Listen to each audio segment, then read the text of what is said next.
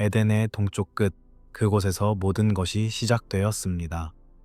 아니, 정확히 말하자면 끝났습니다. 낙원의 문이 닫히고 불타는 검을 든 천사가 그 길목을 지키기 시작한 그 순간부터 인간은 처음으로 잃어버림이라는 감정을 배웠습니다. 그것은 배고픔도 추위도 아니었습니다. 그것은 하늘이 더 이상 응답하지 않는다는 것, 신의 목소리가 사라졌다는 것, 그리고 자신들이 이제 완전히 혼자라는 깨달음이었습니다. 아담과 하와는 걸었습니다. 뒤를 돌아보지 않고 앞을 향해. 하지만 그들의 발걸음은 무거웠습니다. 에덴 안에서는 모든 것이 부드러웠습니다. 푸른 발을 감쌌고 바람은 이름을 불렀으며 나무는 그늘을 내어주었습니다. 그러나 낙원 밖의 세계는 달랐습니다. 돌은 날카로웠고 가시는 살을 찔렀으며 바람은 차갑게 스쳐 지나갔습니다. 자연은 더 이상 친구가 아니었습니다. 그것은 그저 존재했을 뿐 그들에게 응답하지 않았습니다. 그날 밤 아담은 처음으로 눈물을 흘렸습니다. 그것은 슬픔 때문이 아니었습니다. 아니, 슬픔도 있었지만 그보다 더 깊은 무언가가 그의 가슴을 짓눌렀습니다. 그것은 부재였습니다. 하나님의 부재. 에덴에서는 모든 순간이 신의 임재로 가득했습니다. 아침의 이슬, 저녁의 노을, 밤의 별빛까지도 모두 그분의 음성이었습니다. 그러나 이제 하늘은 침묵했습니다. 별들은 여전히 빛났지만 그것들은 더 이상 말을 걸지 않았습니다. 하와는 기도했습니다. 말없이. 그녀는 무릎을 꿇고 두 손을 모으고 고개를 숙였습니다. 그러나 아무 말도 하지 않았습니다. 무슨 말을 해야 할지 몰랐기 때문입니다. 용서를 구해야 할까요? 아니면 자비를 구해야 할까요? 그녀는 알지 못했습니다. 다만 그녀가 아는 것은 자신이 여전히 신을 필요로 한다는 것, 그리고 신이 자신들을 완전히 버리지 않기를 바란다는 것 뿐이었습니다. 성경은 이 순간에 대해 많은 것을 말하지 않습니다. 추방 이후의 이야기는 간결합니다. 카인과 아벨, 그리고 그 이후의 세대들. 하지만 전승은 다릅니다. 유대 신비주의 전통과 중세의 기록들은 이 침묵의 시간에 대해 이야기합니다. 그들은 말합니다. 아담이 매일 동쪽을 향해 기도했다고, 에덴이 있던 방향을 향해. 그러나 그의 기도는 돌아가게 해달라는 것이 아니었습니다. 그것은 버리지 마라 달라 하는 것이었습니다. 그는 낙원으로 돌아갈 수 있다고 생각하지 않았습니다. 그는 다만 신이 여전히 자신을 보고 계시기를, 듣고 계시기를 바랐습니다. 그리고 그는 일하기 시작했습니다. 땅을 파고 씨를 뿌리고 땀을 흘렸습니다. 그것은 저주였지만 동시에 은총이기도 했습니다. 일은 그에게 목적을 주었습니다. 손을 움직이는 동안 그는 생각할 수 있었습니다. 땅을 만지는 동안 그는 여전히 창조의 일부라는 것을 느낄 수 있었습니다. 비록 에덴은 잃었지만 그는 여전히 흙으로 만들어진 존재였고 그 흙은 그를 받아들였습니다. 밤이 되면 아담은 별을 바라보았습니다. 그는 천사들을 기억했습니다. 에덴에서 그들을 본 적은 없었지만 그들의 존재를 느낄 수 있었습니다. 공기의 떨림, 빛의 움직임, 노래 같은 침묵.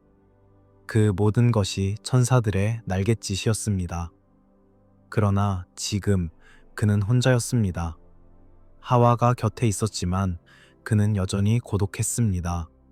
왜냐하면 그가 그리워하는 것은 사람이 아니라 하늘이었기 때문입니다. 그러나 침묵 속에서 무언가가 움직이기 시작했습니다. 아담은 그것을 알아차리지 못했지만 하늘은 그를 보고 있었습니다. 별들은 여전히 빛나고 있었고 바람은 여전히 불고 있었으며 천사들은 여전히 날고 있었습니다. 그리고 그들 중 하나가 곧 내려올 준비를 하고 있었습니다. 바람이 달라졌습니다. 아담은 그것을 느꼈습니다. 새벽이었습니다. 해가 뜨기 전 하늘이 회사에게서 보라로, 보라에서 분홍으로 변하는 그 순간, 공기는 차가웠지만 날카롭지 않았습니다. 부드러웠습니다. 마치 누군가 숨을 쉬고 있는 것처럼. 아담은 눈을 떴습니다. 그는 자신이 왜 깨어났는지 몰랐습니다. 그러나 그는 알았습니다. 무언가가 다가오고 있다는 것을. 그것은 태양이 아니었습니다. 빛이었지만 태양의 빛과는 달랐습니다. 그것은 더 부드러웠고 더 깊었으며 더 살아 있었습니다. 그 빛은 동쪽에서 왔습니다. 에덴이 있던 방향에서. 아담은 일어났습니다. 하와도 깨어났습니다. 그들은 말없이 그 빛을 바라보았습니다. 그리고 그 빛 속에서 형체가 나타났습니다. 그것은 천사였습니다. 날개는 없었지만 그의 존재 자체가 날개였습니다. 빛이 그를 감싸고 있었고 그 빛은 살아 움직였습니다. 그의 얼굴은 온화했습니다. 두렵지 않았습니다. 아담은 그 순간 에덴의 문을 지키던 천사를 떠올렸습니다. 불타는 검을 든 그 천사는 엄격했고 멀었으며 차갑게 느껴졌습니다. 그러나 지금 앞에 있는 이 존재는 달랐습니다. 그는 따뜻했습니다. 천사는 말했습니다. 그의 목소리는 바람 같았지만 동시에 불 같았습니다. 부드러웠지만 힘이 있었습니다. 그는 자신을 라지엘이라고 소개했습니다. 그 이름의 의미는 신의 비밀이었습니다. 그는 비밀의 수호자였고 신비의 전달자였으며 하늘과 땅 사이의 달이었습니다. 그리고 그는 아담에게 말했습니다. 두려워하지 말라고. 그는 심판하러 온 것이 아니라 위로하러 왔다고. 그리고 라지엘은 손을 내밀었습니다. 그의 손에는 책이 있었습니다. 그것은 아담이 본 적 없는 형태였습니다. 에덴에는 책이 없었습니다. 모든 것이 살아 있었고 모든 지식은 경험을 통해 주어졌기 때문입니다. 그러나 이제 에덴 밖에서 책이 필요했습니다. 왜냐하면 기억은 희미해지고 세대는 바뀌며 지식은 사라질 수 있기 때문입니다. 그 책의 표지는 사파이어처럼 빛났습니다. 깊은 푸른색, 밤하늘 같은 색. 그러나 그것은 단순한 돌이 아니었습니다. 그것은 살아 있었습니다. 표지 위로 문자들이 움직였습니다. 빛으로 쓰인 글자들. 아담은 그것을 읽을 수 있었습니다. 어떻게인지는 몰랐지만 그는 이해했습니다. 그 문자들은 언어였지만 동시에 언어 이상이었습니다. 그것들은 노래였고 그림이었으며 진동이었습니다. 라지엘은 말했습니다. 이 책은 지식이 아니라고. 그것은 길이라고. 이 책을 통해 아담은 하늘의 구조를 알게 될 것이고 천사들의 이름을 배우게 될 것이며 자연의 순환을 이해하게 될 것입니다. 그러나 무엇보다 이 책은 그에게 기도하는 법을 가르쳐 줄 것입니다. 올바른 시간에 올바른 방식으로 올바른 마음으로 기도하는 법을. 왜냐하면 신은 떠났지만 완전히 사라진 것은 아니기 때문입니다. 그분은 여전히 듣고 계시고 여전히 보고 계시며 여전히 사랑하고 계십니다. 그리고 라지엘은 명령했습니다. 이 책을 지켜라. 이 책을 가르쳐라. 이 책을 전하라. 그러나 함부로 하지 말라. 이 책은 힘이 아니라 책임이다. 이 책은 무기가 아니라 도구다. 이 책을 통해 하늘에 가까워질 수 있지만 잘못 사용하면 더 멀어질 수도 있다. 그리고 천사는 떠났습니다.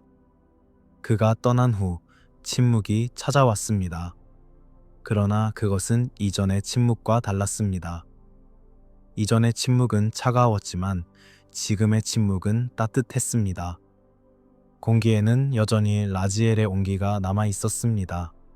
아담은 책을 손에 들었습니다. 그것은 무거웠지만 부담스럽지 않았습니다. 그것은 책임이었지만 동시에 선물이었습니다. 하와가 다가왔습니다. 그녀도 책을 보았습니다. 그들은 함께 책을 열었습니다.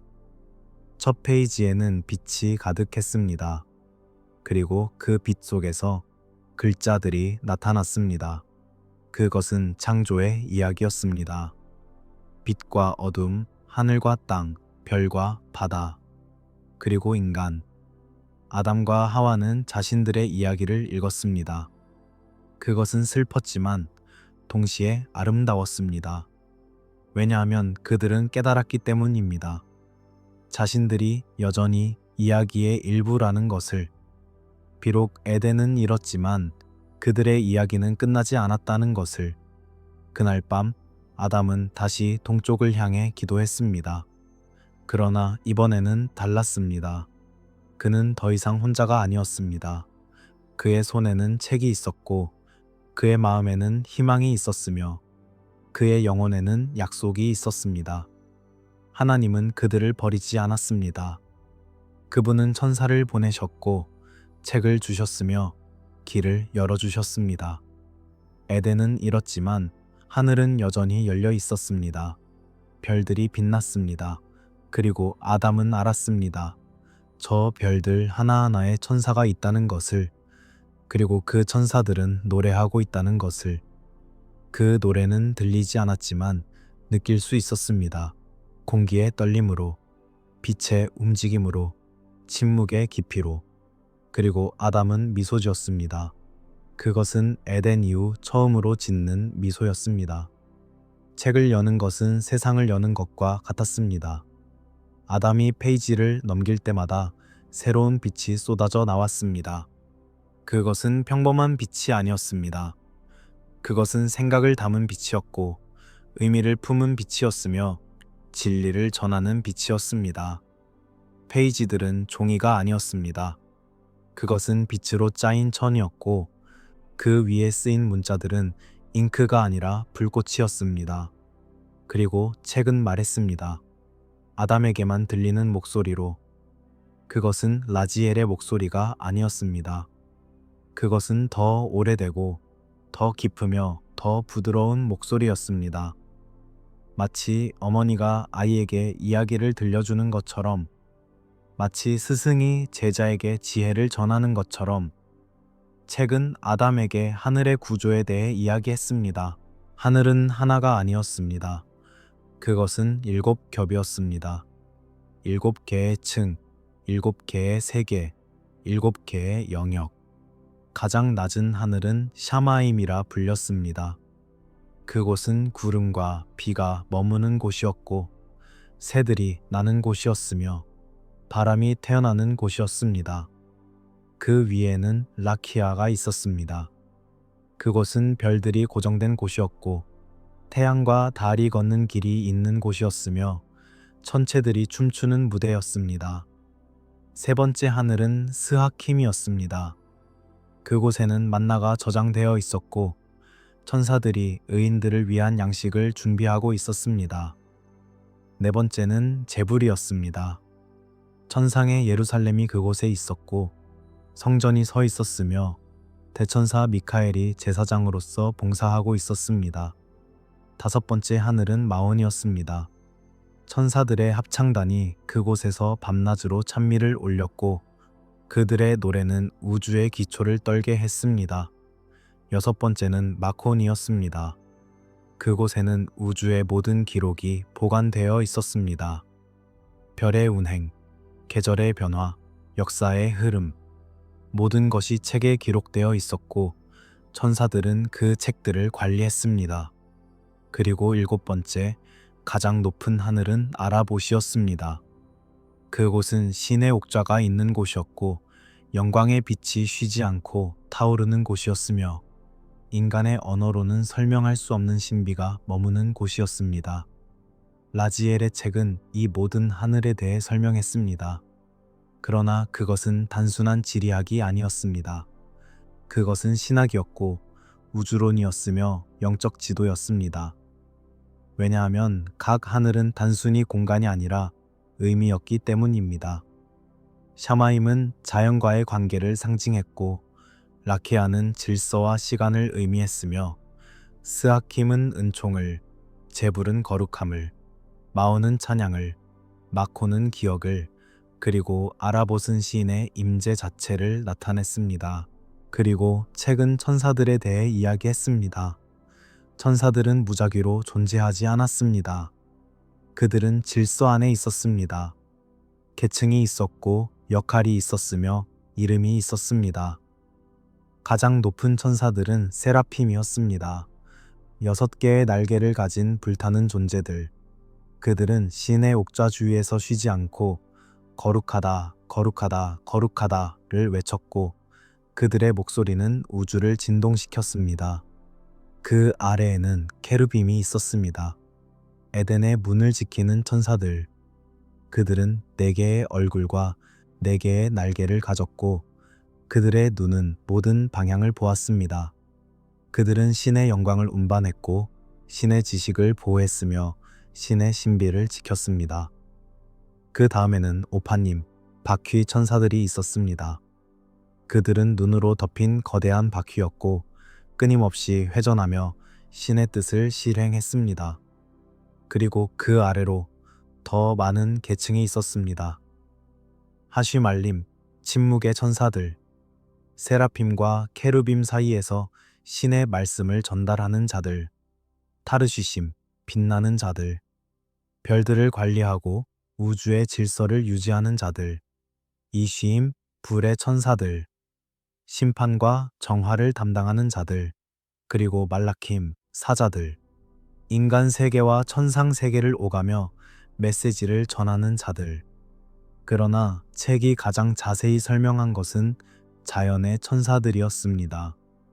왜냐하면 그것이 아담에게 가장 필요한 지식이었기 때문입니다.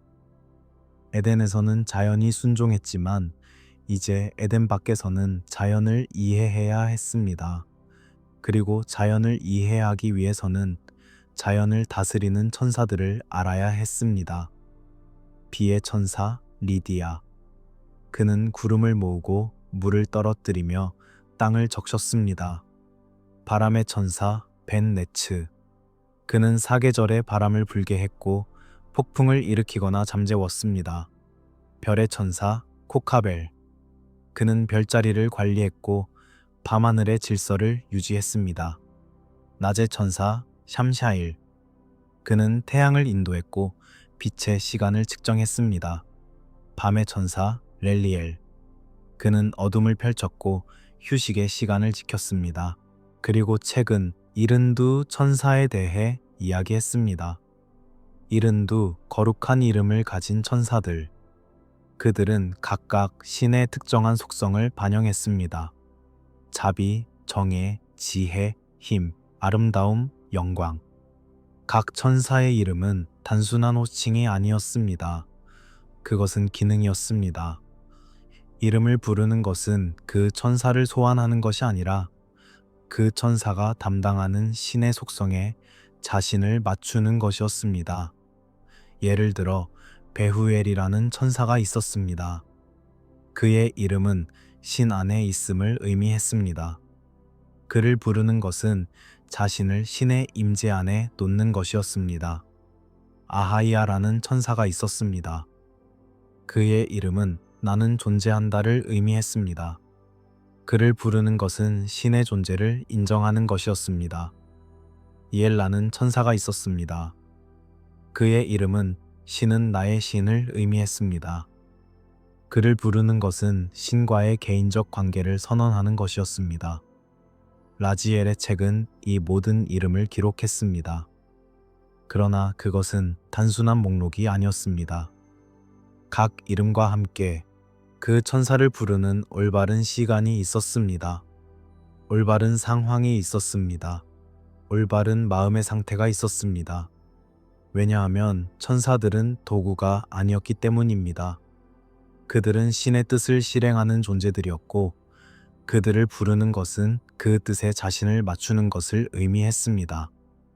그리고 책은 별과 계절에 대해 이야기했습니다. 별들은 무작위로 흩어져 있지 않았습니다. 그것들은 패턴을 이루었고 그 패턴은 의미를 가졌습니다. 하늘의 황도대를 따라 12별자리가 있었고 각 별자리는 한 달을 다스렸습니다. 양자리, 황소자리, 쌍둥이 자리, 각각의 별자리 뒤에는 천사가 있었고 그 천사는 그 달의 특성을 관리했습니다. 봄에는 성장의 천사들이 활동했습니다. 여름에는 성숙의 천사들이, 가을에는 수확의 천사들이, 겨울에는 휴식의 천사들이. 자연의 순환은 우연이 아니었습니다. 그것은 설계였고 그 설계 뒤에는 천사들의 질서정연한 노동이 있었습니다. 아담이 씨를 뿌리면 성장의 천사가 그것을 돕고, 아담이 물을 주면 비의 천사가 협력하며, 아담이 수확하면 수확의 천사가 축복했습니다. 그리고 책은 기도에 대해 가르쳤습니다. 기도는 단순히 말하는 것이 아니었습니다. 그것은 타이밍이었고 리듬이었으며 자세였습니다. 하루에 3번 기도해야 했습니다. 새벽, 황혼, 그리고 밤. 새벽의 기도는 감사였습니다. 새로운 날을 주신 것에 대한. 황혼의 기도는 고백이었습니다. 하루 동안의 잘못에 대한. 밤의 기도는 신뢰였습니다. 어둠 속에서도 신이 함께 계시다는. 각 기도에는 방향이 있었습니다. 동쪽을 향해야 했습니다. 에덴이 있던 방향. 낙원은 잃었지만 그 방향은 여전히 의미가 있었습니다. 그것은 시작을 향한 것이었고 근원을 향한 것이었으며 집을 향한 것이었습니다. 각 기도에는 자세가 있었습니다. 무릎을 꿇거나 서거나 엎드리거나. 몸의 자세는 마음의 자세를 반영했습니다. 그리고 각 기도에는 침묵이 있었습니다. 말하기 전의 침묵, 듣기 위한 침묵, 신이 응답하기를 기다리는 침묵. 왜냐하면 기도는 독백이 아니라 대화였기 때문입니다. 비록 신의 목소리가 들리지 않더라도 그분은 듣고 계셨습니다. 비록 신의 얼굴이 보이지 않더라도 그분은 보고 계셨습니다. 비록 신의 손길이 느껴지지 않더라도 그분은 만지고 계셨습니다. 라지엘의 책은 아담에게 이 모든 것을 가르쳤습니다. 그러나 무엇보다 책은 그에게 하나의 진리를 가르쳤습니다. 신은 떠났지만 완전히 사라진 것은 아니라는 것. 에덴은 닫혔지만 하늘은 여전히 열려 있다는 것. 낙원은 잃었지만 관계는 여전히 가능하다는 것. 그리고 이 관계는 지식을 통해서가 아니라 사랑을 통해 회복된다는 것. 아담은 책을 읽었습니다. 날마다, 밤마다. 그리고 그는 변했습니다.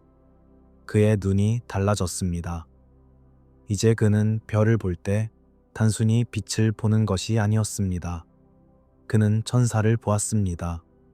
비가 올 때 단순히 물을 느끼는 것이 아니었습니다. 그는 축복을 느꼈습니다. 바람이 불 때 단순히 공기를 느끼는 것이 아니었습니다. 그는 메시지를 느꼈습니다. 세상은 변하지 않았습니다. 여전히 거칠었고, 여전히 힘들었으며, 여전히 차가웠습니다. 그러나 아담의 시선이 변했습니다. 그리고 시선이 변하면 세상이 변합니다. 그는 더 이상 에덴 밖의 세상을 저주로만 보지 않았습니다. 그것은 여전히 저주였지만 동시에 은총이기도 했습니다. 왜냐하면 그곳에서도 신은 일하고 계셨기 때문입니다. 천사들을 통해, 자연을 통해, 그리고 책을 통해. 하지만 하늘에서는 다른 일이 일어나고 있었습니다. 천사들 사이에 속삭임이 있었습니다. 모든 천사가 라지엘의 행동에 동의한 것은 아니었습니다. 일부는 의문을 품었습니다. 왜 흙으로 만든 존재에게 하늘의 비밀을 주어야 하는가? 왜 타락한 자들에게 천사의 이름을 가르쳐야 하는가? 왜 낙원에서 쫓겨난 자들에게 돌아갈 길을 보여주어야 하는가? 이것은 반역이 아니었습니다. 루시퍼의 타락과는 달랐습니다. 그것은 교만에서 나온 것이 아니라 정의에 대한 질문에서 나온 것이었습니다. 천사들은 순수했습니다. 그들은 불의를 이해하지 못했습니다. 그들은 불순종을 경험하지 못했습니다. 그래서 그들은 이해할 수 없었습니다. 왜 신이 불순종한 자들을 여전히 사랑하시는지, 왜 계명을 어긴 자들에게 여전히 은총을 베푸시는지, 그리고 질투가 생겼습니다. 미묘하고 조용하며 거의 인식되지 않는 질투. 천사들은 자신들이 질투하고 있다는 것조차 몰랐습니다. 왜냐하면 질투는 인간의 감정이라고 생각했기 때문입니다. 하지만 그것은 거기 있었습니다. 마음 깊은 곳에. 왜 우리는 아니고 그들인가? 우리는 타락하지 않았는데, 우리는 순종했는데, 우리는 신의 뜻을 완벽하게 따랐는데, 그런데 왜 특별한 책은 그들에게 가는가? 어느 밤 아담과 하와가 잠들었을 때 천사들이 내려왔습니다. 그들은 라지엘이 아니었습니다. 그들은 이름을 말하지 않았습니다.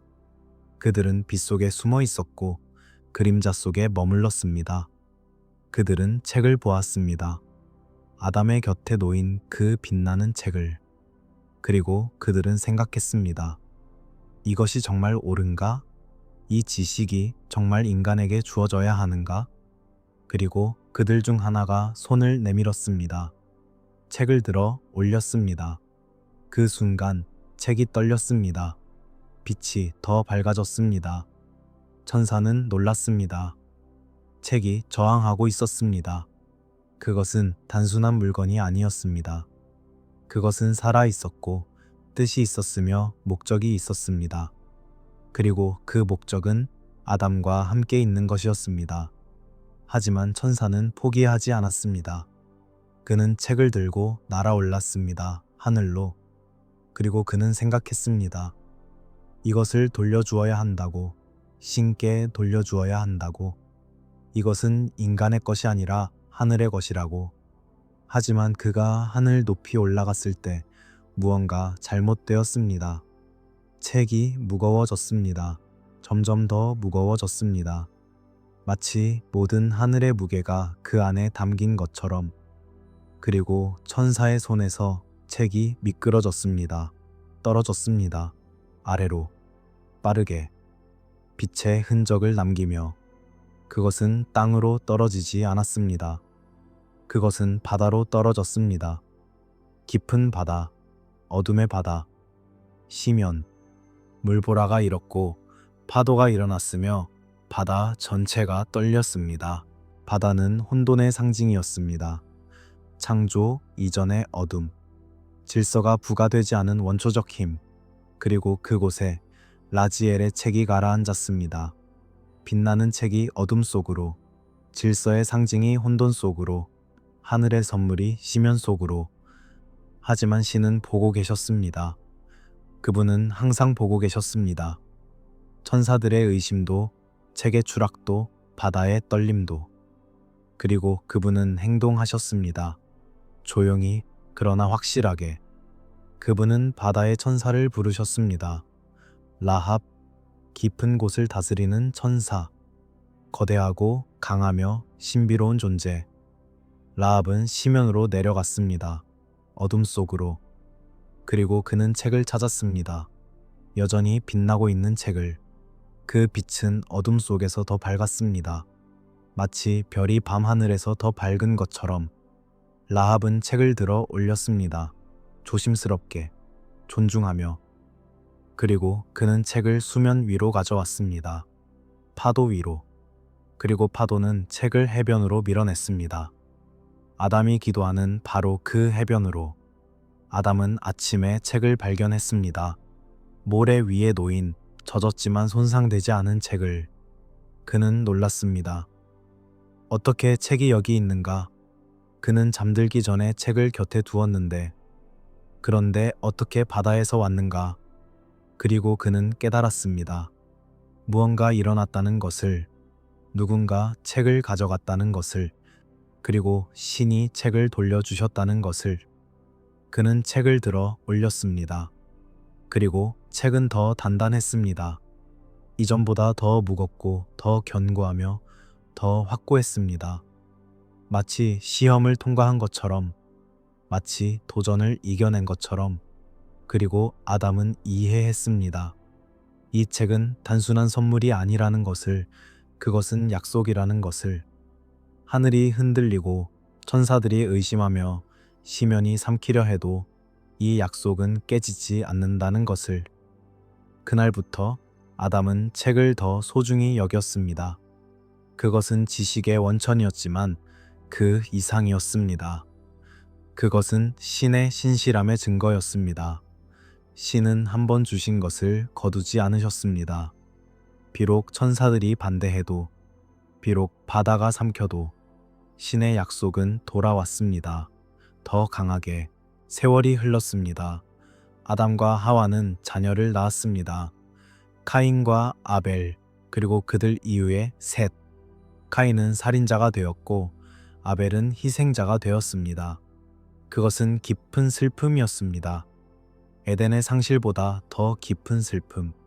왜냐하면 그것은 인간 내면의 타락을 보여주었기 때문입니다. 에덴 밖의 세상만 타락한 것이 아니라 인간 자신도 타락했다는 것을. 하지만 셋은 달랐습니다. 그는 조용했고 사려 깊었으며 경건했습니다. 아담은 셋에게 책을 보여주었습니다. 천천히, 조심스럽게. 그는 셋에게 읽는 법을 가르쳤습니다. 빛의 문자를 해독하는 법을, 천사의 이름을 발음하는 법을, 기도의 시간을 지키는 법을. 그리고 셋은 배웠습니다. 열심히, 겸손하게. 셋에게서 에노스가 태어났고 에노스에게서 게난이, 게난에게서 마할랄렐이, 마할랄렐에게서 야렛이, 야렛에게서 에녹이 태어났습니다. 세대는 이어졌고 책은 전해졌습니다. 항상 아버지에서 아들로, 항상 조심스럽게, 존중하며.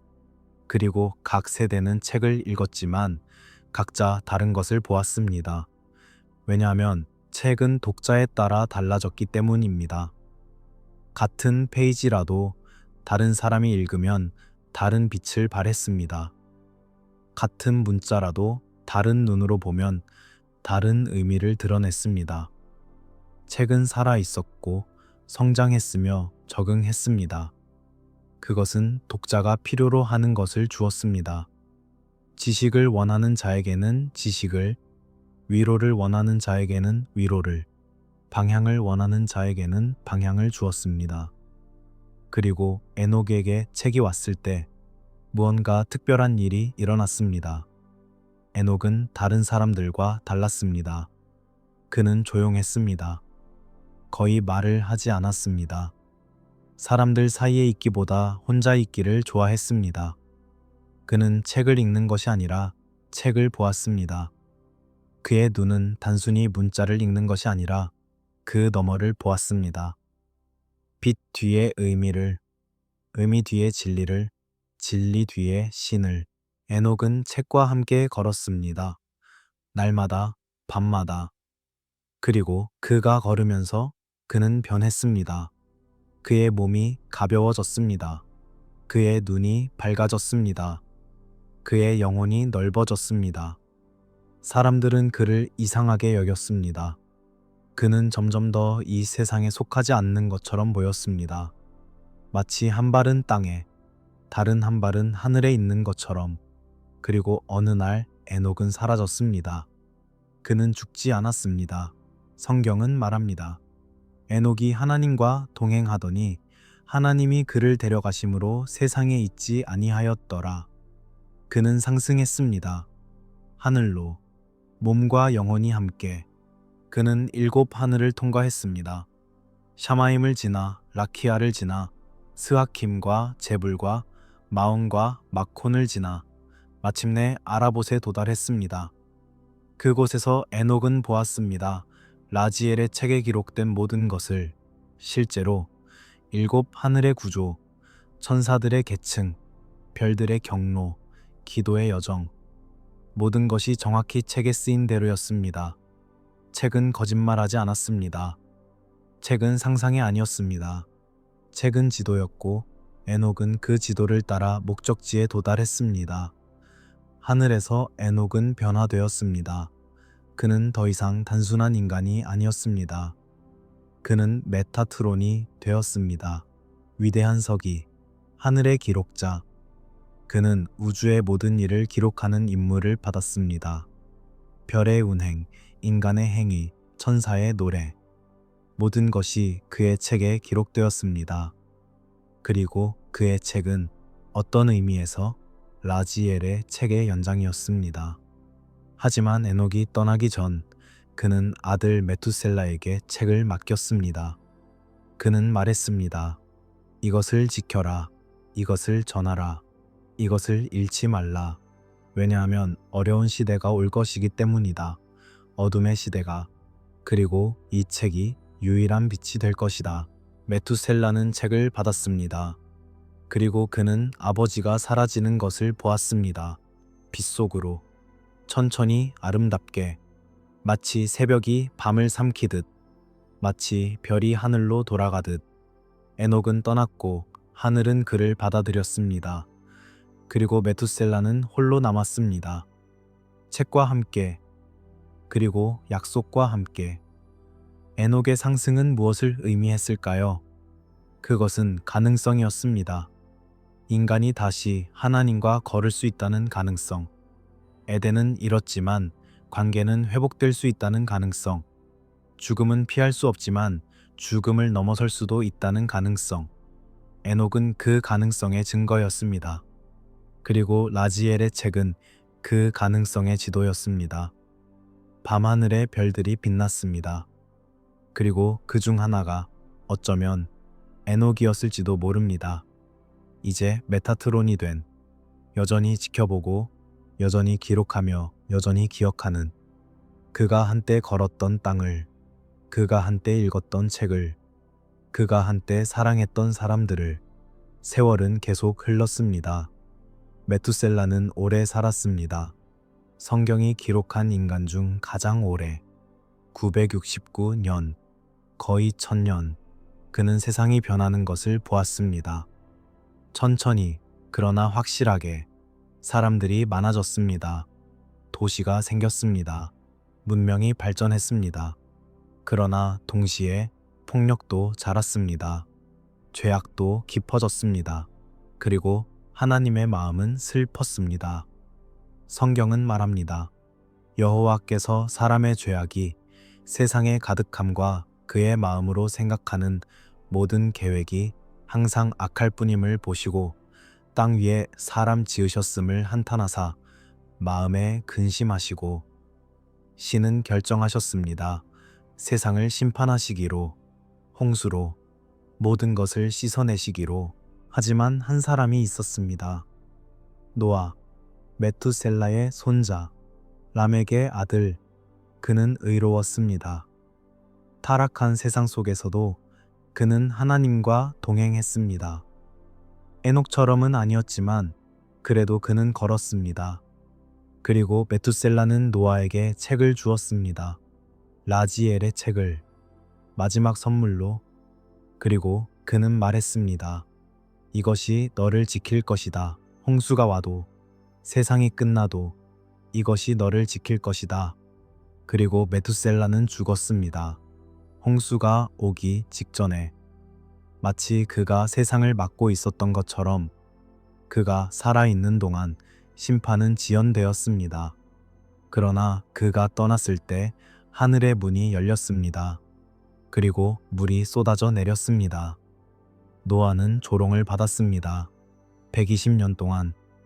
그는 방주를 지었습니다. 거대한 배를, 산 위에, 바다도 없는 곳에.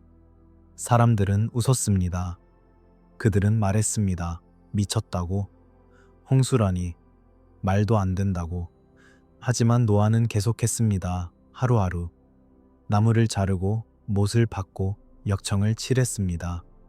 그리고 그는 책을 읽었습니다. 밤마다. 라지엘의 책을. 그 책은 그에게 위로를 주었습니다. 그것은 그에게 말했습니다. 너는 혼자가 아니라고. 하나님이 너와 함께 하신다고. 천사들이 너를 지켜본다고. 그리고 책은 그에게 지혜를 주었습니다. 방주의 설계에 대한 지혜, 천상의 수학, 완벽한 비율, 300규빗 길이, 50규빗 너비, 30규빗 높이. 그 비율은 우연이 아니었습니다. 그것은 안정성의 비율이었고 조화의 비율이었으며 생존의 비율이었습니다. 그리고 책은 노아에게 천사들의 이름을 가르쳤습니다. 그는 그 이름들을 불렀습니다. 기도 속에서 일하는 동안 그는 힘의 천사에게 도움을 구했고 지혜의 천사에게 인도를 구했으며 인내의 천사에게 지탱을 구했습니다. 그리고 천사들은 응답했습니다. 보이지 않게, 조용히, 그러나 확실하게. 나무는 잘 잘렸고 구조는 견고했으며 계획은 완벽했습니다. 120년이 지났습니다. 방주가 완성되었습니다. 그리고 비가 내리기 시작했습니다.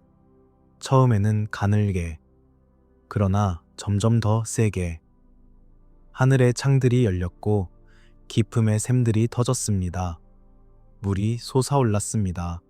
땅에서, 하늘에서, 사방에서. 사람들은 이제 웃지 않았습니다.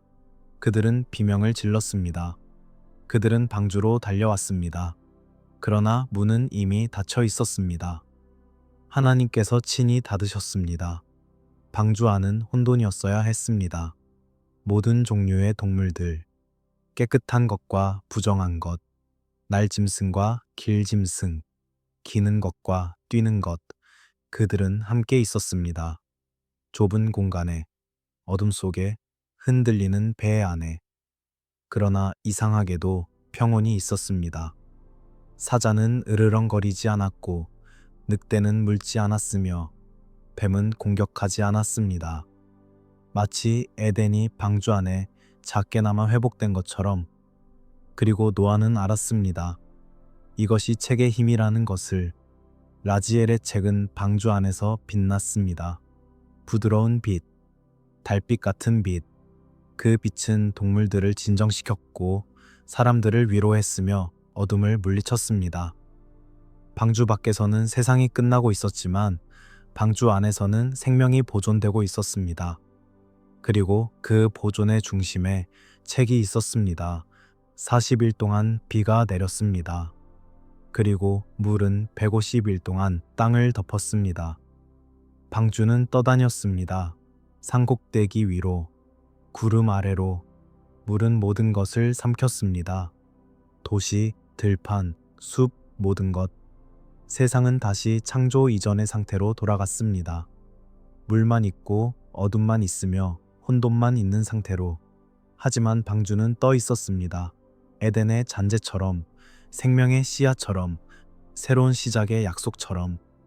그리고 라지엘의 책은 그 방주 안에서 계속 빛났습니다. 하나님이 잊지 않으셨다는 증거로, 하나님이 여전히 계시다는 표시로, 하나님의 약속이 물보다 깊다는 증명으로. 그리고 물이 줄어들기 시작했습니다. 천천히. 하나님이 바람을 일으키셨습니다. 그 바람은 물을 밀어냈고 샘들을 막았으며 창들을 닫았습니다. 방주는 산에 머물렀습니다. 아라랏 산에. 노아는 기다렸습니다. 비둘기를 보냈고 까마귀를 보냈습니다. 그리고 마침내 땅이 드러났습니다. 노아는 방주에서 나왔습니다. 그의 가족과 함께, 모든 동물들과 함께. 그리고 그는 제단을 쌓았습니다. 감사의 제단. 그는 번제를 드렸습니다. 그리고 하나님은 그 향기를 맡으셨습니다. 그리고 약속하셨습니다. 다시는 홍수로 세상을 멸하지 않으시겠다고. 그리고 그 약속의 표시로 무지개를 주셨습니다. 노아는 라지엘의 책을 꺼냈습니다. 그것은 여전히 빛났습니다. 물에 젖지 않았고 시간에 훼손되지 않았으며 혼돈에 흔들리지 않았습니다. 그는 그 책을 아들들에게 보여주었습니다. 셈, 함, 야벳. 그리고 그는 말했습니다. 이것이 우리를 지켰다고. 이것이 기억해야 할 것이라고. 이것이 전해야 할 것이라고. 그리고 책은 다시 전해졌습니다. 셈에게. 그리고 셈의 후손들에게, 세대를 건너, 시간을 넘어. 그것은 여전히 빛났고 여전히 가르쳤으며 여전히 위로했습니다. 홍수는 지나갔지만 책은 남았습니다. 세상은 새로워졌지만 약속은 계속되었습니다. 그리고 물 위에 떠있던 그 방주처럼 라지엘의 책은 계속해서 생명의 배가 되었습니다. 혼돈의 바다 위에서, 절망의 물결 위에서 그것은 떠 있었고 빛났으며 길을 보여주었습니다. 하늘로 가는 길을, 하나님께로 가는 길을, 집으로 가는 길을. 세월이 흘러 왕국의 시대가 왔습니다. 이스라엘에 왕들이 있었고 그 중에서도 솔로몬은 특별했습니다. 그는 지혜를 구했습니다. 재물도 권력도 장수도 아닌 지혜를. 그리고 하나님은 그의 기도를 기뻐하셨습니다. 그래서 그에게 지혜를 주셨습니다. 그 어떤 인간도 가지지 못한 지혜를 솔로몬은 많은 것을 알았습니다. 식물에 대해서, 동물에 대해서, 별에 대해서. 그는 잠언을 말했고 노래를 지었으며 수수께끼를 풀었습니다. 세상의 왕들이 그의 지혜를 듣기 위해 왔습니다. 스바의 여왕까지도. 그러나 솔로몬의 마음 깊은 곳에는 갈망이 있었습니다. 더 깊은 지혜에 대한 갈망, 천상의 지혜. 그리고 그는 들었습니다. 전승으로 전해지는 이야기를, 라지엘의 책에 대한 이야기를. 그 책은 여전히 존재했습니다. 노아로부터 셈에게, 셈으로부터 그의 후손들에게 전해지며, 그러나 그것은 숨겨져 있었습니다. 모든 사람이 볼 수 있는 것은 아니었습니다. 오직 선택받은 자들만, 경건한 자들만, 준비된 자들만. 솔로몬은 그 책을 찾기 시작했습니다. 그는 사자들을 보냈고 학자들을 고용했으며 전승을 연구했습니다. 그리고 어느 날 밤 천사가 그에게 나타났습니다. 그것은 라지엘이었습니다. 오랜 세월이 흘렀지만 그는 변하지 않았습니다. 여전히 빛으로 둘러싸여 있었고 여전히 온화했으며 여전히 위엄이 있었습니다. 라지엘은 솔로몬에게 말했습니다. 네가 책을 찾고 있다는 것을 안다고. 그리고 내게 그것을 보여줄 수 있다고. 그러나 경고한다고. 책은 선물이지만 동시에 시험이라고. 그것은 지혜를 주지만 동시에 책임도 준다고. 그것을 올바로 사용하면 하늘에 가까워질 수 있지만 잘못 사용하면 더 멀어질 수도 있다고. 솔로몬은 경고를 들었습니다.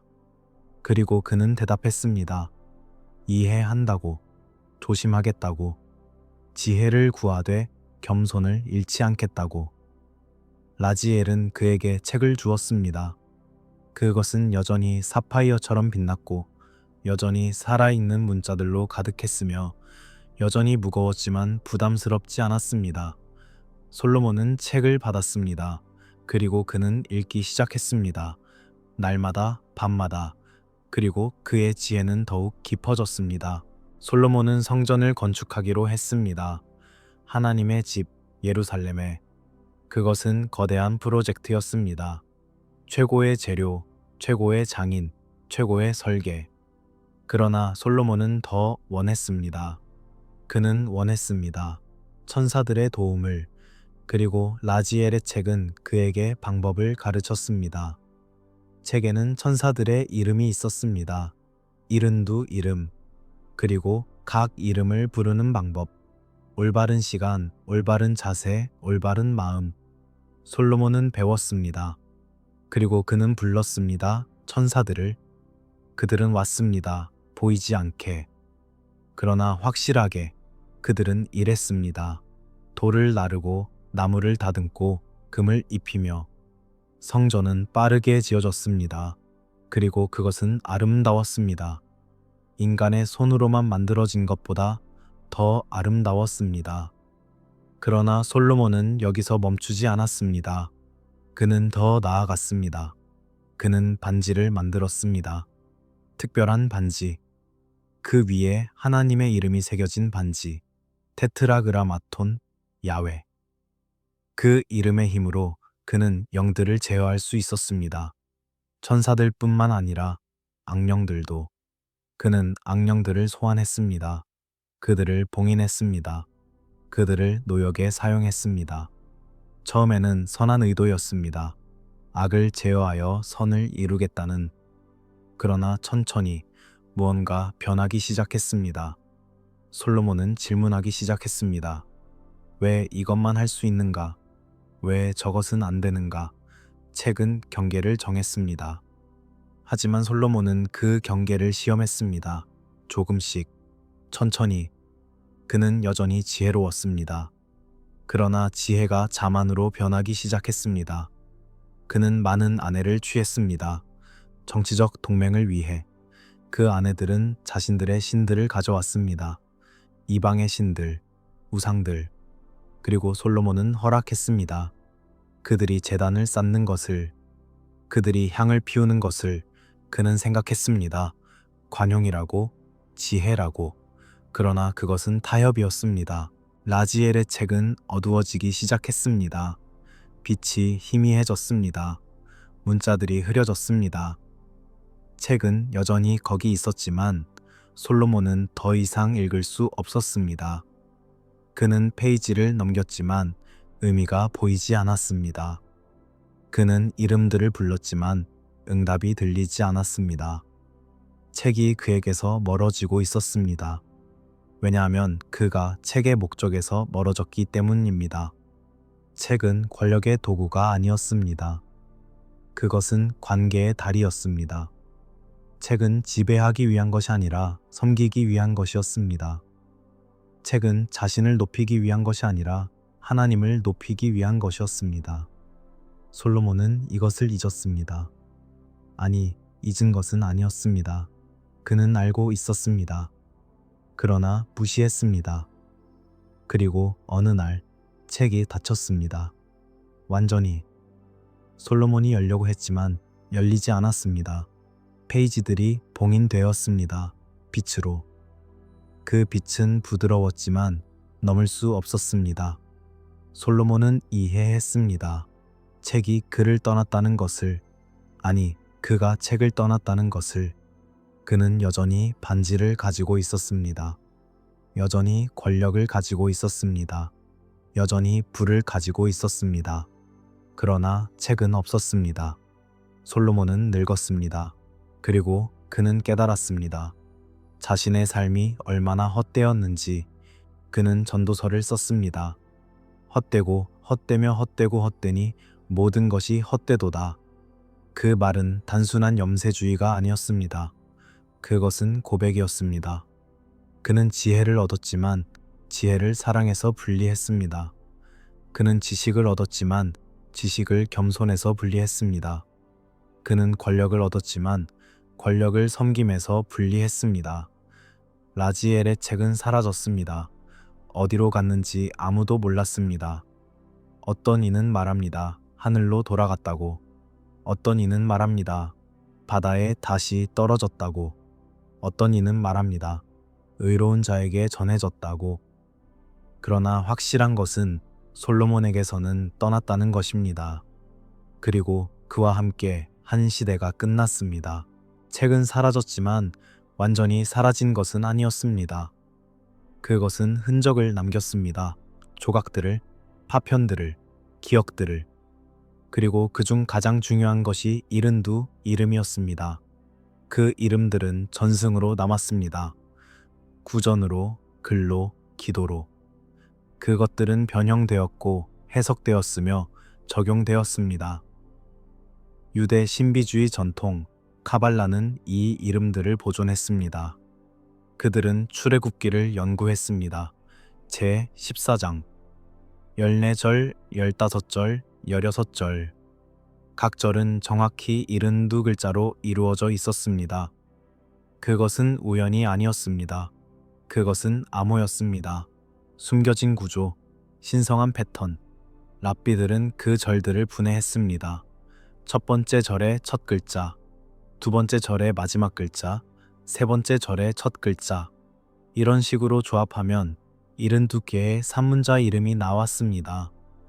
베후엘, 야헬, 시탈, 엘레밈, 마하쉬, 렐라헬. 각 이름은 신의 특정한 속성을 나타냈습니다. 각 이름은 특정한 기도와 연결되었습니다. 각 이름은 특정한 시간과 상황에 적합했습니다. 그러나 이것은 비밀이었습니다. 모든 사람에게 가르쳐지지 않았습니다. 왜냐하면 이름은 힘이었기 때문입니다. 잘못 사용하면 해를 끼칠 수 있었습니다. 자신에게도 다른 사람에게도. 그래서 카발라는 엄격한 조건을 두었습니다. 이 지식을 배울 수 있는 자는 40세 이상의 기혼 남성이어야 했습니다. 토라를 깊이 공부한 자여야 했습니다. 경건하고 겸손하며 자제력이 있어야 됐습니다. 왜 이런 조건들일까요? 40세는 성숙의 나이였습니다. 삶의 경험을 쌓은 나이, 젊음의 충동이 가라앉은 나이, 기혼은 책임의 표시였습니다. 가족을 돌보는 자는 자기중심적이지 않았습니다. 토라 공부는 기초였습니다. 신비를 탐구하기 전에 계명을 알아야 했습니다. 그리고 무엇보다 마음의 상태가 중요했습니다. 교만한 자, 탐욕스러운 자, 복수심 있는 자는 이 지식에 접근해서는 안 되었습니다. 그러나 역사 속에서 이 조건들이 항상 지켜진 것은 아니었습니다. 어떤 이들은 호기심에서, 어떤 이들은 권력욕에서, 어떤 이들은 절박함에서 이 이름들을 사용했습니다. 그리고 때로는 기적이 일어났습니다. 병자가 치유되었습니다. 악령이 쫓겨났습니다. 길을 잃은 자가 인도되었습니다. 그러나 때로는 재앙이 일어났습니다. 사용자가 미쳐버렸습니다. 악령이 더 강해졌습니다. 상황이 더 나빠졌습니다. 랍비 아카바의 이야기가 있습니다. 그는 늦게 배움을 시작한 사람이었습니다. 40세가 되어서야 글을 배웠습니다. 그러나 그의 열정은 뜨거웠고 그의 겸손은 깊었습니다.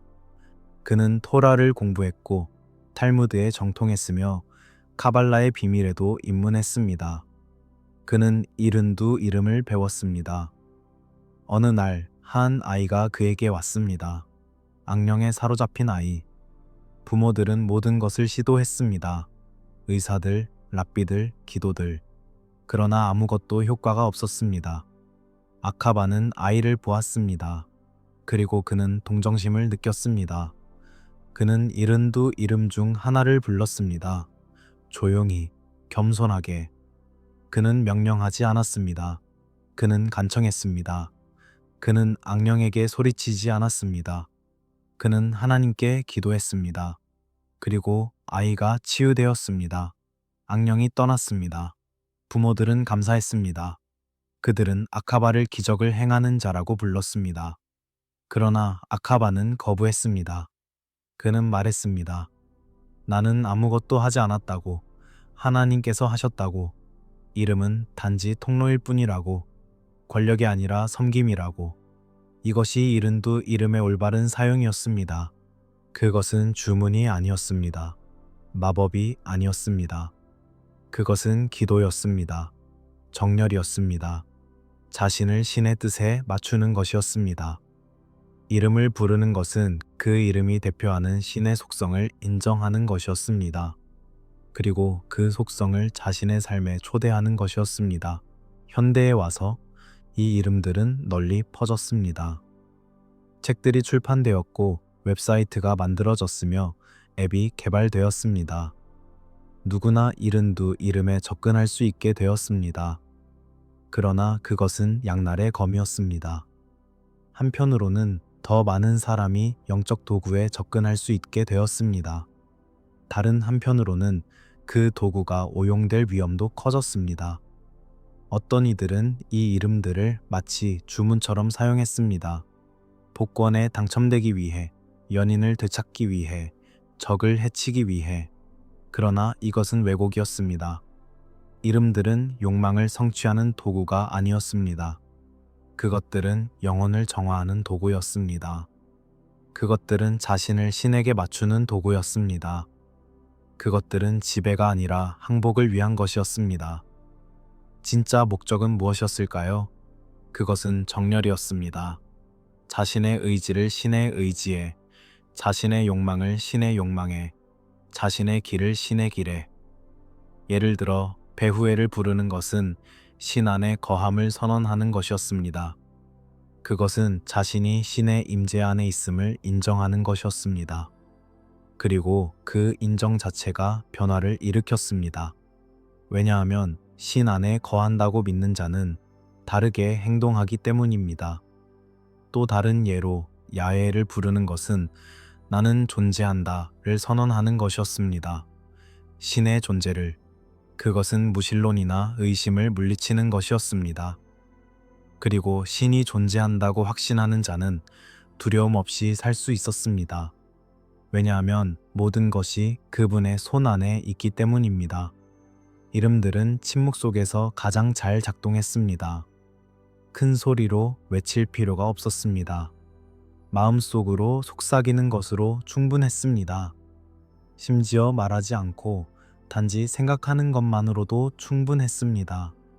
왜냐하면 신은 마음을 보시기 때문입니다. 그분은 말을 듣는 것이 아니라 의도를 보십니다. 그리고 카발라 전통은 가르쳤습니다.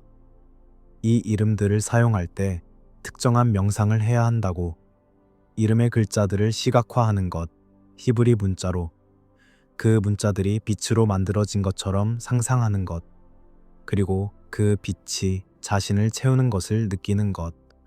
이것은 단순한 상상이 아니었습니다. 그것은 영적 실천이었습니다. 마음을 집중시키고 의도를 명확히 하며 자신을 신성한 흐름에 맞추는 것. 그러나 경고도 있었습니다. 불은 따뜻함이지만 동시에 위험이기도 하다고. 이름들은 축복을 가져올 수 있지만 잘못 사용하면 저주도 가져올 수 있다고. 그래서 항상 겸손으로 시작해야 한다고. 항상 감사로 끝내야 한다고. 그리고 절대로 자신의 영광을 위해 사용해서는 안 된다고. 라지엘의 책이 가르친 것도 이것이었습니다. 지식은 힘이지만 진정한 힘은 사랑 안에 있다는 것. 이름을 아는 것보다 중요한 것은 이름을 주신 분을 아는 것이라는 것. 천사를 부를 수 있는 것보다 중요한 것은 천사를 보내신 하나님께 기도하는 것이라는 것. 하늘의 구조에 대해 더 깊이 들어가 봅시다. 왜냐하면 그것은 단순한 지리학이 아니라 신학이었기 때문입니다. 일곱 하늘. 그것은 숫자 7의 상징성과도 연결되어 있었습니다. 완전함, 완성, 일주일의 7날, 창조의 7날, 그리고 하늘도 7겹이었습니다. 가장 낮은 하늘, 샤마임은 우리가 볼 수 있는 하늘이었습니다. 구름이 떠다니는 곳, 새들이 나는 곳, 비가 내리는 곳. 그곳의 천사들은 자연의 힘을 관리했습니다. 바람의 천사, 비의 천사, 눈의 천사, 번개의 천사. 그들은 계절을 바꾸고 날씨를 조절하며 땅에 물을 공급했습니다. 그들은 인간의 농사를 돕고 자연의 순환을 유지했습니다. 두 번째 하늘, 라키아는 천체들의 영역이었습니다. 별들이 고정된 창공, 태양이 거느는 길, 달이 차고 기우는 곳. 그곳의 천사들은 천체들을 인도했습니다. 각 별에는 천사가 있었고 각 행성에는 수호자가 있었습니다. 그들은 우주의 질서를 유지했습니다. 별들이 제 길을 가도록, 행성들이 충돌하지 않도록, 시간이 정확히 흐르도록. 세 번째 하늘, 스와킴은 양식의 영역이었습니다. 그곳에는 만나가 저장되어 있었습니다. 천상의 빵, 광야에서 이스라엘 백성을 먹였던 그것. 그러나 그것은 단지 과거의 것이 아니었습니다. 스하킴에는 여전히 만나가 생산되고 있었고 천사들은 그것을 준비하고 있었습니다. 언젠가 다시 필요할 때를 위해. 또한 그곳에는 의인들을 위한 영적 양식도 있었습니다. 지혜, 이해, 계시. 그것들도 일종의 만나였습니다. 네 번째 하늘, 제불은 성전의 영역이었습니다. 천상의 예루살렘이 그곳에 있었습니다. 지상의 예루살렘은 그것의 그림자에 불과했습니다. 천상의 성전은 빛으로 지어졌고 그 제단에서는 천사들이 제사를 드렸습니다. 대천사 미카엘이 대제사장이었고 그는 의인들의 기도를 향으로 드렸습니다. 지상에서 올라오는 기도들은 제불에 도달했고 그곳에서 정제되어 더 높은 하늘로 올라갔습니다. 다섯 번째 하늘, 마오는 찬양의 영역이었습니다. 천사 합창단이 그곳에 있었습니다. 수만의 천사들이 쉬지 않고 노래했습니다. 그들의 노래는 우주 전체를 울렸습니다. 거룩하다, 거룩하다, 거룩하다, 만군의 여호와여. 그 노래는 결코 멈추지 않았습니다. 낮에도 밤에도. 천사들은 교대로 노래했고 침묵은 결코 없었습니다. 왜냐하면 하나님의 영광은 항상 찬양받아야 했기 때문입니다. 여섯 번째 하늘, 마코는 기록의 영역이었습니다.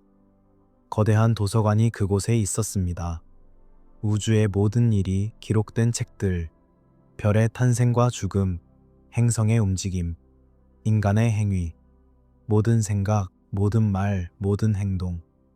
천사들은 석이었고 그들은 끊임없이 기록했습니다. 메타트론, 한때 에녹이었던 그가 그 도서관의 수석 석이었습니다. 그는 생명의 책을 관리했고 죽음의 책도 관리했습니다. 그리고 일곱 번째 하늘, 아라봇, 가장 높은 곳, 신의 옥좌가 있는 곳, 인간의 언어로는 설명할 수 없는 곳, 라지엘의 책조차도 이곳에 대해서는 침묵했습니다. 왜냐하면 어떤 말도 그 영광을 담을 수 없었기 때문입니다. 세라핌이 그곳에 있었고 그들조차 날개로 얼굴을 가렸습니다. 신의 빛은 너무 밝아서 천사들조차 직접 볼 수 없었습니다. 이 일곱 하늘의 구조는 무엇을 의미했을까요? 그것은 우주가 무작위가 아니라는 것을 의미했습니다. 질서가 있었습니다. 계층이 있었습니다. 목적이 있었습니다. 하늘은 단순히 빈 공간이 아니었습니다. 그것은 활동으로 가득한 영역이었습니다. 천사들의 노동, 기도의 상승, 축복의 하강, 모든 것이 연결되어 있었습니다. 지상과 천상, 인간과 천사, 물질과 영, 그리고 기도는 이 구조를 따라 움직였습니다. 인간이 지상에서 기도하면 그 기도는 샤마임을 통과했습니다. 자연의 하늘을. 그곳에서 천사들이 그것을 받아 라키아로 올렸습니다. 별들의 하늘로. 그곳에서 다시 스와킴으로, 제불로, 마온으로, 마콘으로. 각 하늘을 통과하며 기도는 정제되었습니다. 불순물이 제거되었습니다. 이기심, 교만, 의심, 그리고 순수한 기도만이 아라봇에 도달했습니다. 신의 옥좌 앞에. 그리고 응답도 같은 길을 따라 내려왔습니다. 아라봇에서 시작하여 마콘을 거쳐, 마온을 거쳐, 제불을 거쳐, 스와킴을 거쳐, 라키아를 거쳐, 샤마임을 거쳐 마침내 지상에 도달했습니다. 각 하늘에서 천사들이 그 축복을 받아 다음 하늘로 전달했습니다. 마치 물이 계단을 따라 흐르듯이 이 지식은 위안을 주었습니다. 왜냐하면 그것은 기도가 길을 잃지 않는다는 것을 의미했기 때문입니다. 비록 응답이 즉시 오지 않더라도 기도는 도달했습니다. 일곱 하늘을 통과하는데 시간이 걸릴 뿐이었습니다. 그리고 응답도 내려오는데 시간이 걸렸습니다. 그러나 그것은 오고 있었습니다. 확실히. 또한 이 지식은 인간의 행위에 대한 책임을 강조했습니다. 왜냐하면 모든 것이 기록되고 있었기 때문입니다. 마콘에서 숨길 수 있는 것은 아무것도 없었습니다. 밤에 혼자 있을 때의 생각도, 아무도 보지 않을 때의 행동도, 모든 것이 알려져 있었고 모든 것이 기록되어 있었습니다. 그러나 이것은 두려움을 주기 위한 것이 아니었습니다. 오히려 그것은 격려였습니다. 왜냐하면 선한 행위도 기록되었기 때문입니다. 작은 친절도, 숨겨진 자비도, 아무도 보지 않았다고 생각한 순간의 정직도, 모든 것이 보였고 모든 것이 기억되었으며 모든 것이 중요했습니다. 에녹이 일곱 하늘을 여행했을 때 그는 이 모든 것을 보았습니다. 그리고 그는 기록했습니다. 그의 책 에녹서에. 그 책은 라지엘의 책과 다르지만 연결되어 있었습니다. 라지엘의 책이 지도였다면 에녹서는 여행기였습니다. 라지엘의 책이 이론이었다면 에녹서는 증언이었습니다. 두 책 모두 같은 진리를 가리켰습니다. 하늘은 실제하고 질서가 있으며 인간은 그곳과 연결되어 있다는 것, 그리고 죽음 이후의 여정도 이 구조를 따랐습니다. 의인이 죽으면 그의 영혼은 상승했습니다. 천사들이 그를 인도했습니다. 샤마임을 통과하고 라키아를 통과하고 더 높은 하늘들로 각 하늘에서 영혼은 심사되었습니다. 그의 삶이 검토되었습니다. 그의 행위가 측량되었습니다. 그리고 합당한 자는 더 높이 올라갔습니다. 그러나 악인은 다른 길을 갔습니다. 그의 영혼은 무거웠습니다. 죄의 무게로. 그는 올라갈 수 없었습니다. 그는 내려갔습니다. 어둠으로, 스올로, 게헨나로. 그러나 그것조차 완전한 절망은 아니었습니다. 왜냐하면 카발라 전통은 가르쳤기 때문입니다. 정화가 가능하다고. 시간이 걸리지만 결국 모든 영혼은 정결해질 수 있다고. 일곱 하늘의 지도는 우주가 의미 있다는 것을 보여주었습니다. 무작위가 아니라 설계, 혼돈이 아니라 질서, 그리고 그 질서 속에 자비가 숨어 있었습니다. 왜냐하면 하나님은 인간이 길을 찾을 수 있도록 구조를 주셨기 때문입니다. 기도할 길을, 상승할 길을, 집으로 돌아갈 길을. 라지엘의 책은 지금 어디에 있을까요? 그것은 잃어버렸습니다. 아니, 숨겨졌습니다. 솔로몬 이후 책의 행방은 불분명합니다. 어떤 전승은 말합니다. 책이 하늘로 돌아갔다고, 라지엘이 다시 가져갔다고. 왜냐하면 인간이 더 이상 그것을 감당할 수 없었기 때문이라고. 어떤 전승은 말합니다. 책이 여전히 지상에 있다고, 어딘가 숨겨져 있다고, 동굴에, 사막에, 깊은 바다에. 그것은 기다리고 있다고. 합당한 자가 나타날 때까지 충분히 겸손하고 충분히 경건하며 충분히 준비된 자가. 어떤 전승은 말합니다. 책이 파괴되었다고, 인간의 손에 의해 또는 신의 뜻에 의해. 왜냐하면 그 지식은 너무 위험했기 때문이라고. 잘못된 손에 들어가면 큰 해를 끼칠 수 있었기 때문이라고. 그러나 어쩌면 책의 물리적 위치는 중요하지 않을지도 모릅니다. 왜냐하면 책의 진정한 의미는 그것이 가르친 것에 있었기 때문입니다. 그리고 그 가르침은 사라지지 않았습니다. 그것은 전승으로 남았고 기도로 남았으며 실천으로 남았습니다. 책이 숨겨진 것에는 의미가 있었습니다. 그것은 인간이 감당할 수 있는 지식의 한계를 인정하는 것이었습니다. 모든 것을 아는 것이 항상 좋은 것은 아닙니다. 어떤 지식은 부담이 될 수 있습니다. 어떤 진리는 준비되지 않은 마음을 부술 수 있습니다. 그래서 신은 계시를 점진적으로 주십니다. 조금씩, 사람이 준비된 만큼만. 아담에게는 라지엘의 책이 필요했습니다. 왜냐하면 그는 에덴을 떠난 지 얼마 안 되었고 길을 잃었으며 방향이 필요했기 때문입니다. 노아에게도 책이 필요했습니다. 왜냐하면 세상이 끝나고 있었고 그는 새 세상을 시작해야 했기 때문입니다. 에녹에게도 책이 필요했습니다. 왜냐하면 그는 하늘로 상승할 운명이었고 지도가 필요했기 때문입니다. 그러나 후대에는 다른 것이 필요했습니다. 토라가 주어졌습니다. 신의 산에서. 그것은 다른 종류의 책이었습니다. 라지엘의 책이 천상의 비밀을 담았다면 토라는 지상의 계명을 담았습니다. 라지엘의 책이 신비를 가르쳤다면 토라는 정의를 가르쳤습니다. 두 책은 다르지만 같은 근원에서 왔습니다. 그리고 어쩌면 라지엘의 책은 숨겨져야 했습니다. 왜냐하면 토라가 왔기 때문입니다. 신비는 계명으로 대체되지 않았지만 보완되었습니다. 하늘을 아는 것도 중요하지만 땅에서 올바르게 사는 것이 더 중요했습니다. 천사의 이름을 아는 것도 좋지만 이웃을 사랑하는 것이 더 좋았습니다. 라지엘의 책이 가르친 가장 중요한 것은 무엇이었을까요? 그것은 에덴으로 돌아가는 길이 지식에 있지 않다는 것이었습니다. 그것은 태도에 있었습니다. 겸손, 기억, 기다림. 겸손은 자신이 모든 것을 알 수 없다는 것을 인정하는 것이었습니다. 기억은 자신이 어디서 왔는지, 무엇을 잃었는지를 잊지 않는 것이었습니다. 기다림은 하나님의 때를 신뢰하는 것이었습니다. 아담은 에덴으로 돌아가지 못했습니다. 에녹도, 노아도, 솔로몬도 아무도 돌아가지 못했습니다. 그러나 그들은 모두 하나님과 걸었습니다.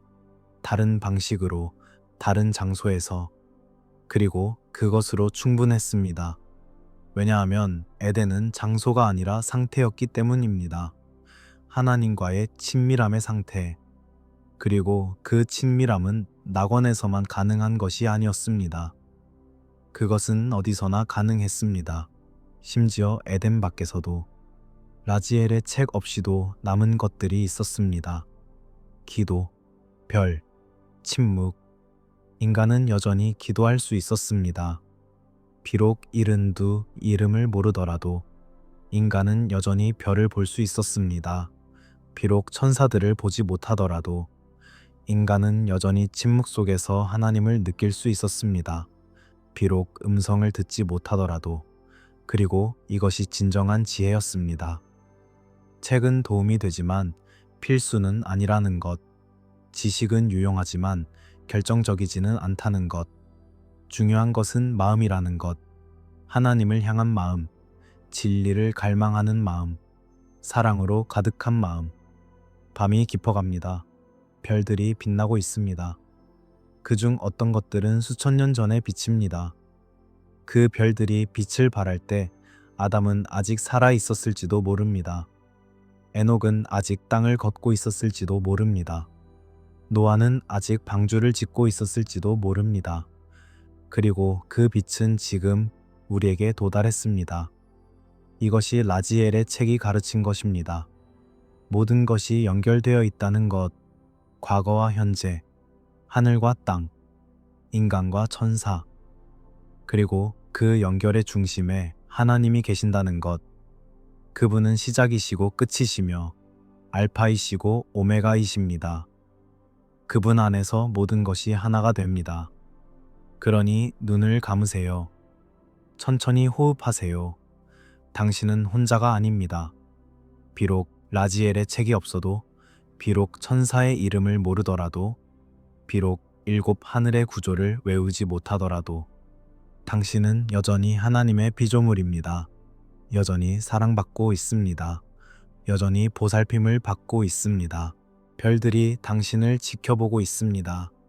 천사들이 노래하고 있습니다. 하늘은 열려 있고 기도의 길은 닫혀 있습니다. 에덴은 잃었을지 몰라도 희망은 남아 있습니다. 왜냐하면 하나님은 신실하시고 그분의 약속은 변하지 않기 때문입니다. 라지엘의 책은 이렇게 말했습니다. 모든 길은 결국 하나님을 향한다고. 비록 우회하더라도, 비록 길을 잃은 것처럼 보이더라도 모든 발걸음은 결국 집으로 가고 있다고. 왜냐하면 하나님이 우리의 집이시기 때문입니다. 그분 안에서 우리는 태어났고 그분께로 우리는 돌아갑니다. 그러니 편히 쉬세요. 당신의 여정은 인도되고 있습니다. 당신의 기도는 들리고 있습니다. 당신의 이름은 알려져 있습니다. 마콘의 책에 기록되어 있습니다. 생명의 책에. 그리고 언젠가 모든 것이 밝혀질 때 당신은 이해하게 될 것입니다. 모든 것이 의미가 있었다는 것을. 모든 고통, 모든 기쁨, 모든 눈물, 모든 웃음, 모든 것이 당신을 형성하고 있었다는 것을. 하나님의 형상으로. 숨을 고르세요. 천천히, 깊게. 공기가 들어오고 나갑니다. 마치 기도처럼, 마치 노래처럼. 당신의 호흡조차 찬양입니다. 왜냐하면 그것은 생명의 증거이기 때문입니다. 그리고 생명은 하나님의 선물입니다. 밤은 어둡지만 두렵지 않습니다. 왜냐하면 어둠 속에서도 빛이 있기 때문입니다.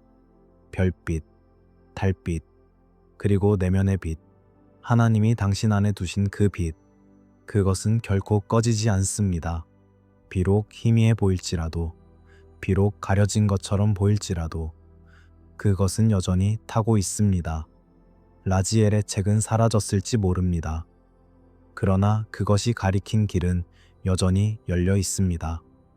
그 길을 걷는 것은 당신의 선택입니다. 한 발짝씩, 하루하루, 겸손으로, 사랑으로, 믿음으로. 그리고 그렇게 걷다 보면 언젠가 당신은 도착할 것입니다. 집에, 하나님의 품에. 그곳에서 모든 질문이 답을 찾고 모든 눈물이 닦이며 모든 상처가 치유될 것입니다. 그때까지 쉬세요, 평안히. 당신은 사랑받고 있습니다. 영원토록. 이것으로 라지엘의 책에 대한 이야기를 마칩니다. 에덴의 문이 닫힌 후에도 하나님은 인간을 버리지 않으셨습니다. 그분은 천사를 보내셨고 책을 주셨으며 길을 열어주셨습니다. 그 책은 지금 어디에 있는지 아무도 모릅니다. 어쩌면 하늘로 돌아갔을지도, 어쩌면 바다 깊은 곳에 잠들어 있을지도, 어쩌면 여전히 누군가의 손에 있을지도 모릅니다. 그러나 중요한 것은 책 자체가 아니라 그것이 전한 메시지입니다. 하나님은 신실하시고 그분의 사랑은 끝이 없으며 우리는 결코 혼자가 아니라는 것. 솔로몬 이후 라지엘의 책은 역사에서 사라졌습니다. 완전히. 성경은 더 이상 그것을 언급하지 않았고 예언자들도 그것에 대해 말하지 않았으며 왕들도 그것을 찾지 않았습니다. 마치 책이 처음부터 존재하지 않았던 것처럼, 마치 그 모든 이야기가 단지 전설이었던 것처럼. 그러나 전승은 조용히 속삭였습니다. 책은 잃어버린 것이 아니라고, 책은 숨겨진 것이라고. 잃어버림과 숨겨짐은 다릅니다. 잃어버린 것은 우연히 사라진 것입니다. 부주의로, 재난으로, 시간의 흐름으로. 그러나 숨겨진 것은 의도적으로 감춰진 것입니다. 목적이 있습니다. 이유가 있습니다. 때가 있습니다. 라지엘의 책은 잃어버린 것이 아니었습니다. 그것은 숨겨졌습니다. 누군가에 의해, 어쩌면 천사에 의해, 어쩌면 하나님 자신에 의해. 전승들은 다양한 장소를 이야기합니다. 어떤 이는 말합니다. 책이 성전 지하에 숨겨져 있다고. 지성소 아래, 깊은 방에, 언약궤 옆에.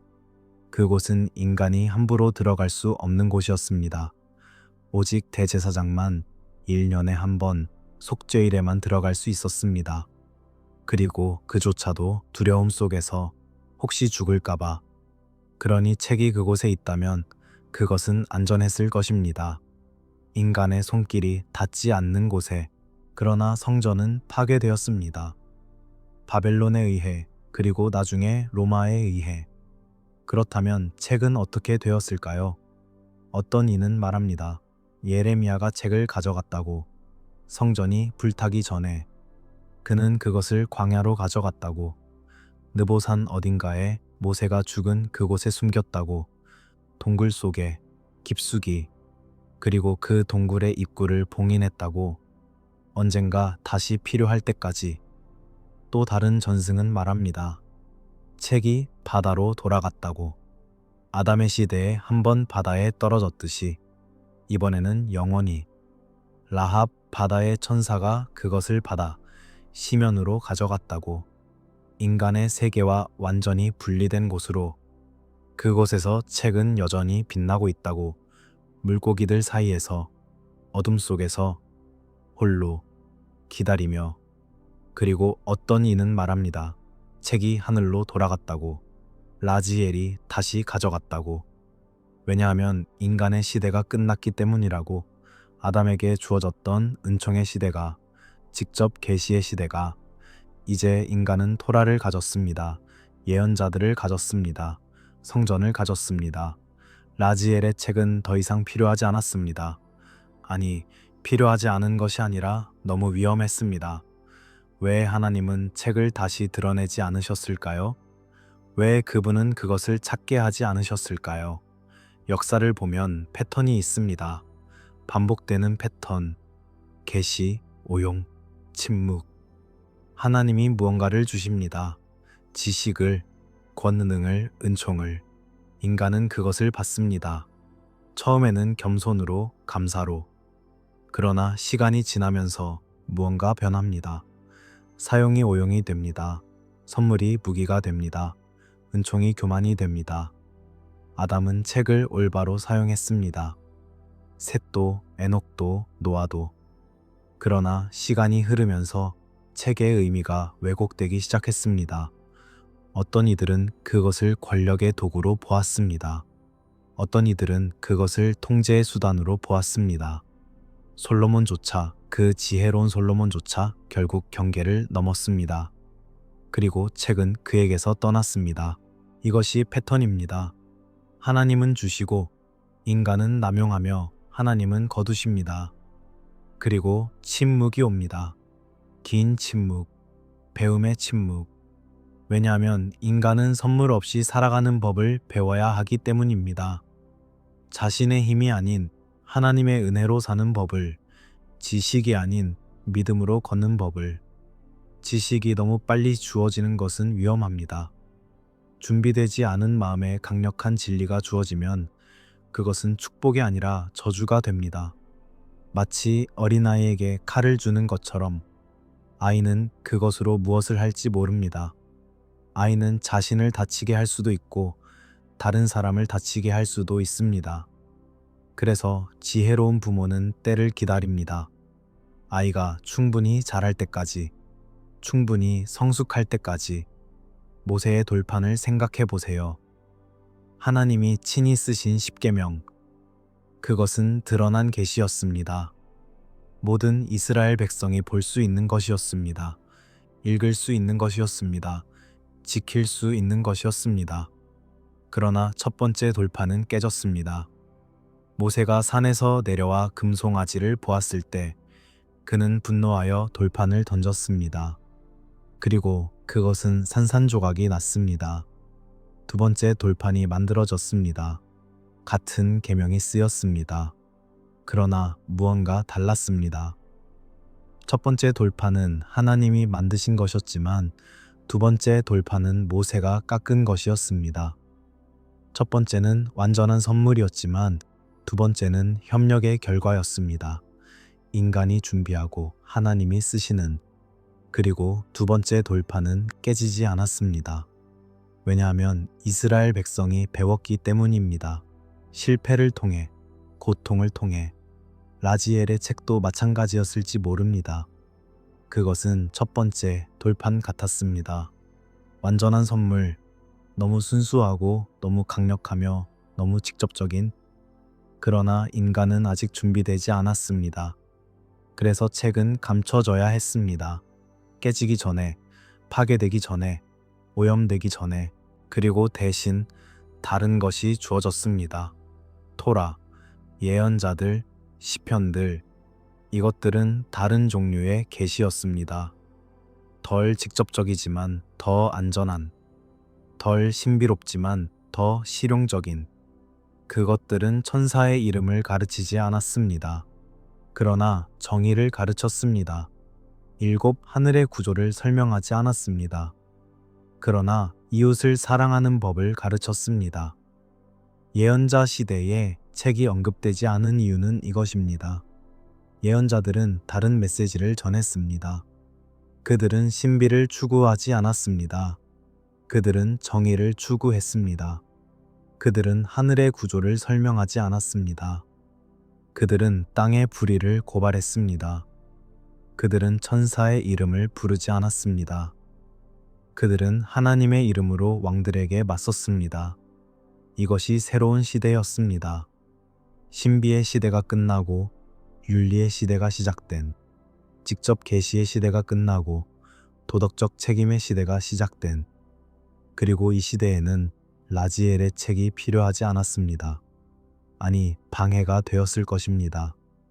왜냐하면 사람들은 정의를 행하는 대신 천사를 부르려 했을 것이기 때문입니다.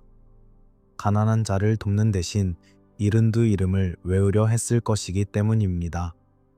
그러나 책이 사라진 뒤에도 무언가는 남았습니다. 구조가. 패턴이. 기도의 리듬이. 하루에 3번 기도하는 것. 새벽, 황혼, 밤. 동쪽을 향하는 것. 무릎을 꿇는 것. 침묵으로 시작하는 것. 이 모든 것이 라지엘의 책에서 가르쳐진 것이었습니다. 그리고 이것들은 남았습니다. 책이 사라진 후에도 유대 전통 속에, 기도의 형식 속에 사람들은 왜 그렇게 하는지 잊었을지 모릅니다. 그들은 단지 전통이라고 생각했습니다. 조상들이 그렇게 했으니까, 율법이 그렇게 명령하니까. 그러나 그 뒤에는 라지엘의 책이 있었습니다. 보이지 않게, 잊혀졌지만 여전히 영향을 미치며. 그렇다면 라지엘의 책은 무엇이었을까요? 물리적 대상이었을까요?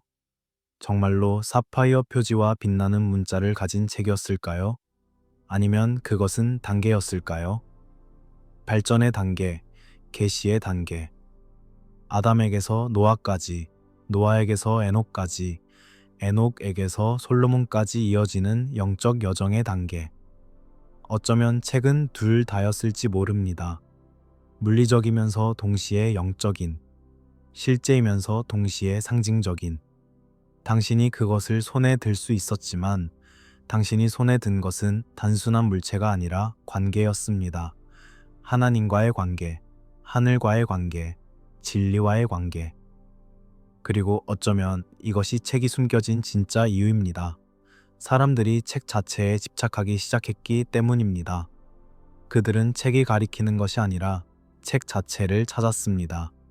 그들은 관계가 아니라 도구를 원했습니다. 그들은 하나님이 아니라 권능을 추구했습니다. 그래서 책은 사라져야 했습니다. 사람들이 다시 본질을 볼 수 있도록. 카발라 전통은 가르칩니다. 책은 인간이 준비되었을 때만 열린다고. 당신이 책을 가지고 있어도 당신의 마음이 준비되지 않았다면 페이지는 백지처럼 보일 것입니다. 당신이 문자를 볼 수 있어도 의미는 숨겨질 것입니다.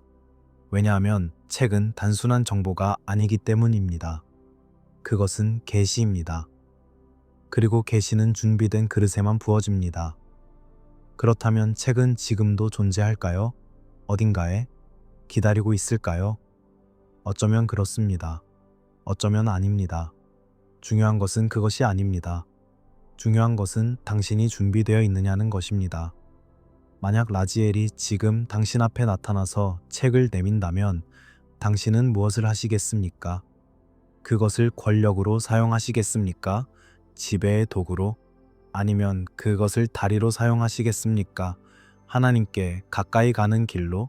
솔로몬이 마지막으로 책을 본 이후 긴 침묵이 있었습니다. 수백 년, 수천 년, 그 침묵 속에서 무엇이 일어났을까요? 사람들은 책을 잊었습니다. 전설이 되었습니다. 신화가 되었습니다. 어떤 이는 그것이 실제로 존재했다고 믿지 않았습니다. 그저 이야기라고, 교훈을 주기 위한 우화라고. 그러나 소수는 믿었습니다. 조용히, 비밀스럽게. 그들은 책을 찾지 않았습니다. 왜냐하면 그들은 알았기 때문입니다. 책이 찾아지는 것이 아니라 주어지는 것이라는 것을. 당신이 준비되면 책이 당신을 찾을 것입니다. 당신이 책을 찾는 것이 아니라 그때까지 할 일은 준비하는 것뿐입니다. 마음을 정결히 하고 의도를 순수하게 하며 겸손 속에 머무는 것. 책은 사라졌습니다. 그러나 그것이 가르친 것은 사라지지 않았습니다. 하나님은 떠났지만 완전히 사라지지 않았다는 것. 에덴은 닫혔지만 하늘은 여전히 열려 있다는 것. 인간은 타락했지만 여전히 사랑받고 있다는 것. 이 진리들은 책 없이도 전해졌습니다. 삶을 통해, 기도를 통해, 세대를 통해. 그리고 어쩌면 바로 이것이 목적이었을지 모릅니다. 책이 사라짐으로써 사람들은 배웠습니다. 외부의 도구에 의존하지 않고 사는 법을, 내면의 빛을 신뢰하는 법을, 하나님께 직접 나아가는 법을, 천사의 중재 없이, 신비로운 이름 없이, 단지 믿음으로, 단지 사랑으로,